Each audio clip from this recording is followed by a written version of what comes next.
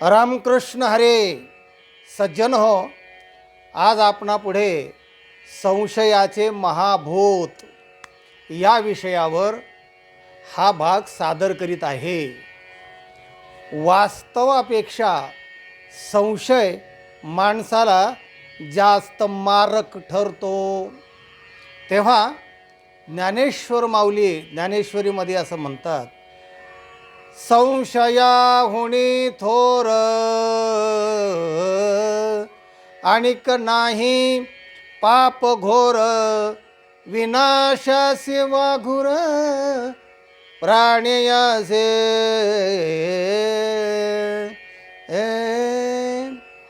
संशयासारखं मोठं पाप नाही. माणसाचा विनाश जर का होत असेल ना, तर या संशयाच्या जाळ्यामुळे होतो. सगळा संशय गेला तो का मने देव झाला.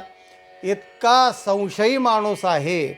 स्वतःविषयीसुद्धा संशय, नाही पण मला ते जमेल का नाही, नाही पण मी त्या गावापर्यंत जाईल का नाही. पत्नीविषयी संशय, मुलाविषयी संशय, परिवाराविषयी संशय, पुढाऱ्याविषयी संशय, देशाविषयी सगळ्याविषयी संशय. असं हे संशयाचं महाभूत आहे. तेव्हा हे किती त्रासदायक आहे. यालाच संशय, विपर्यय, दुराग्रह, पूर्वग्रह, दुश्चित्त बुद्धी, विपरीत बुद्धी अशा अनेक नावं आहेत. त्याचा आज आपण थोडा खुलासा करत आहोत. तर याच्यासाठी आपण एक दृष्टांत पाहूया आणि मग सिद्धांताकडे वळूया.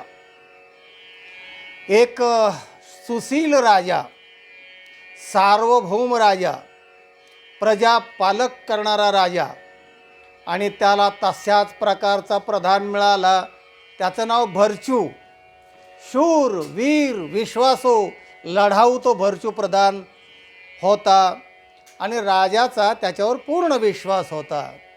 सगळं काम काही सोपवायचं असलं की निर्धास्तपणे राजा त्या भरचू प्रधानावर सोपवायचा. आणि भरचू प्रधान राजाला खूप प्रिय आहे असं जेव्हा त्याच्या विरोधकांना वाटायला लागलं, आणि होता या विरोधकांनी कुटील कारस्थानं रचायला सुरुवात केली. या भरचूला संपवला पाहिजे. राजकारणात असं चालतं बघा. आजचंही राजकारण बघा कुठल्या पातळीवर गेलेलं आहे. त्याला संपवायचं, त्याच्यात फोडाफोड करायची, त्याला या आपल्या शेगायचं, तिसऱ्याला संपवायचं. असं हे जे राजकारण आहे ना, खरंच ते फार मोठं गतका देणारं गजकरण आहे असं म्हणायला हरकत नाही. तेव्हा हे आज आहे असं नाही, आज जास्त पातळी खाली गेली असेल, पण हे राजकीय कारस्थानं जे आहेत ना, ते पहिल्यापासून इतिहासामध्ये चालत आलेले आहेत. तर असा त्या राजाला प्रिय असणारा हा भरचू प्रधान होता. आणि त्याच्या विरोधात मग जे विरोधी लोक होते, सैनिक होते, तर त्यांना ते खपत नसायचं. चांगली माणसं फार खपत नाहीत लोकांना, त्याला संपवतात. म्हणजे यांचं एकमताने सगळं कारस्थानं चालतात. चांगला माणूस पुढे येऊच द्यायचा नाही. मग राजकारणातला असू द्या किंवा समाजकारणातला असू द्या, मग तो पेरे पाटील असू द्या, अण्णा हजारे असू द्या, किंवा ते बाजार हिवऱ्याचं तुमचा तो पद्मश्री मिळालेला पोपटराव असू द्या. हे सगळ्या गोष्टी आहेत ना, त्यांना संपूर्ण टाकायचं किंवा पुढे येऊ द्यायचं नाही. किंवा काहीतरी एखादं पुरस्कार वगैरे त्यांच्या तोंडावर फेकून त्यांना गप्प बसवायचं. धुरंधर माणसं अशी असतात ना, कसं कोणाला संपवायचं ही कपटविद्या त्यांना बरोबर माहिती असते. झालं. मग यांनी कपट कारस्थानं रचायला सुरुवात केली. या भरचूला कसं संपवायचं. मग या विरोधी जे सैनिक होते की ज्यांना हे खपत नव्हतं, त्यांच्या मिटिंगावर मिटिंगा, इथं मिटिंगा, तिथं मिटिंगा, दाराड मिटिंगा, गुप्त मिटिंगा वगैरे वगैरे सुरू झालं. आणि मग म्हणले आपण असं करूया, कृत्रिम एखादं बंड पुकारू आणि भरचूला तिकडं त्या सीमेवर नेऊ आणि मग तिथे त्याला मारून टाकू आणि राजाला सांगू सैन्यात मेला भरचू म्हणून. असं यांनी सगळं रचना केली आणि आले राजाकडे.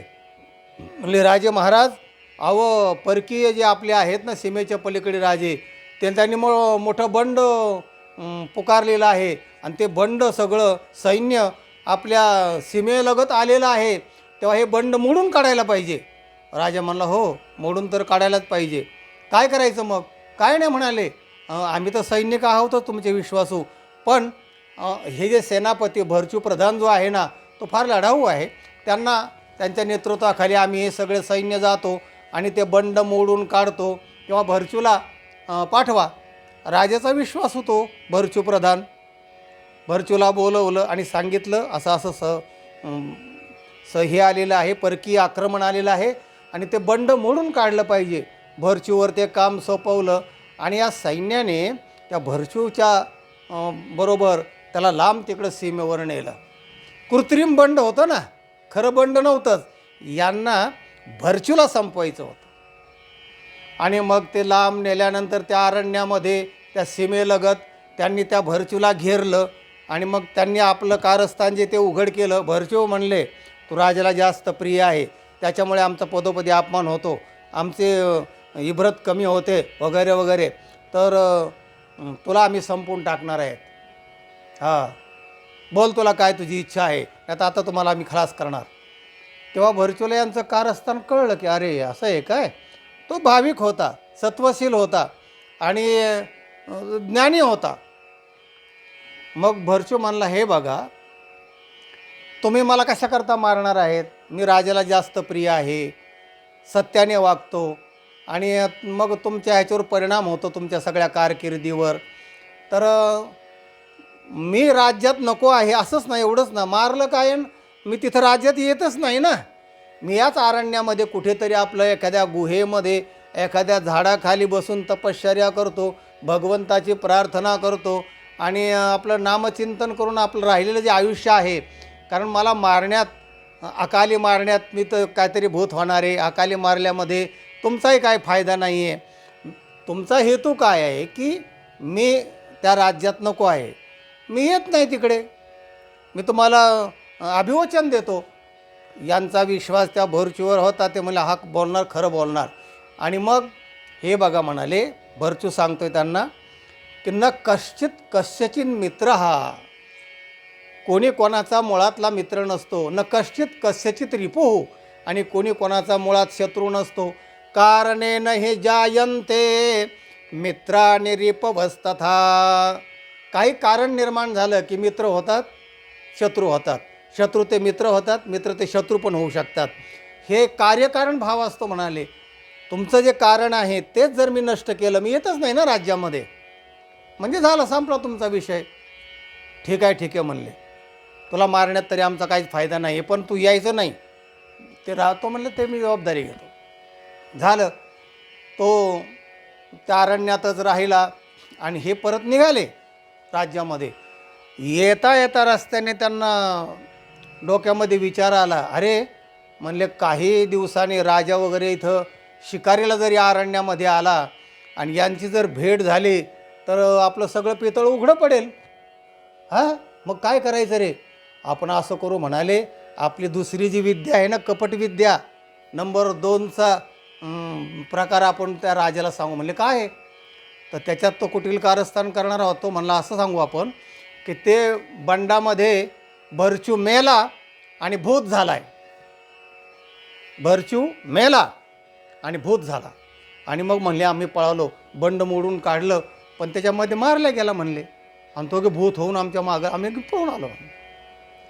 झालं, त्या राजाच्या डोक्यामध्ये भरचू मेल्याचं यांनी घालून दिलं आणि पुन्हा विपरीत बुद्धी ज्याला आपण म्हणतो, तो भूत झाला आहे, विपरीत बुद्धी घालून दिली. पूर्वग्रह दुश्चित्त बुद्धी त्याला शास्त्र म्हणतं. आणि मग राजाच्या ते डोक्यातच बसलं आणि यांचं मग सगळं भागायला लागलं. यांची जी टक्केवारी मिळायला लागली यांना, कारण तो भरचूचा काटाच काढला असं त्यांच्या डोक्यात होतं. आणि भरचू यांच्या याच्यातून संपवला तो. तिकडे तो बिचारा आपलं आयुष्य कंदमुळं वगैरे खाऊन त्या साधूंच्या इकडे तिकडे जाऊन काढू लागला. पुढे काय झाली गंमत की काही कालानंतर राजा त्याच अरण्यामध्ये, म्हणजे त्या सीमेलगतच्या अरण्यामध्ये शिकारीसाठी गेला.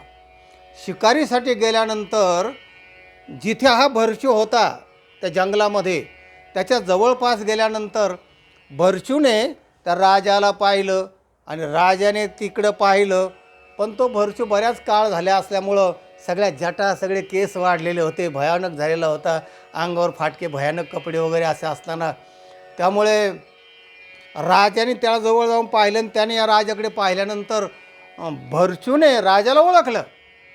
राधे महाराज असा तो ओरडायला लागला.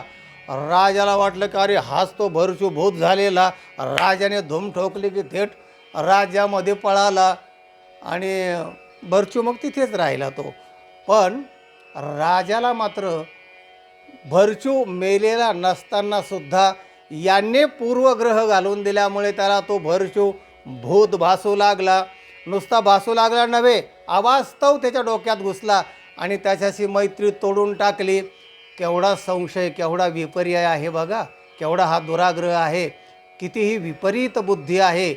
तेव्हा असंच तत्त्वज्ञानामध्ये आहे. देहात्मवाद, देह हा आत्मा नाही आहे, मन आत्मा नाही आहे, बुद्धी आत्मा नाही आहे. आत्मा बुद्धे परतस्तु सहा अशी भगवद्गीता सांगते. बुद्धीच्याही तो पलीकडे आहे, पण आत्मा आपल्याला हेच देह म्हणजेच आत्मा वाटतो. हे सगळे विपरीत बुद्धी आहे. तेव्हा ही विपरीत बुद्धी व्यवहारातही नडते, परमार्थातही नडते. आणि म्हणून संशय गेला तुका म्हणे देव झाला.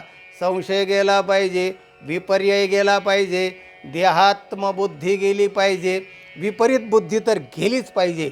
तेच माऊली ओवीत सांगतात. परत एकदा ओवी म्हणूया. संशया होणे थोर अनेक नाही पाप घोर, विनाशासी वाघूर प्राणियासी. माणसाचा निश्चित मृत्यू आहे का? संशय. तेव्हाच वास्तवापेक्षा संशय वाईट आहे. आजचा हा व्हिडिओचा तात्पर्य अर्थ आहे. लक्षात घ्या मित्रहो. आणि म्हणून सज्जनांची संगती करा, साधूंची संगती करा, ज्ञात्यांची संगती करा. आपलं जीवन आनंदमय मंगलमय होईल. व्हिडिओला सबस्क्राईब करा. रामकृष्ण हरी.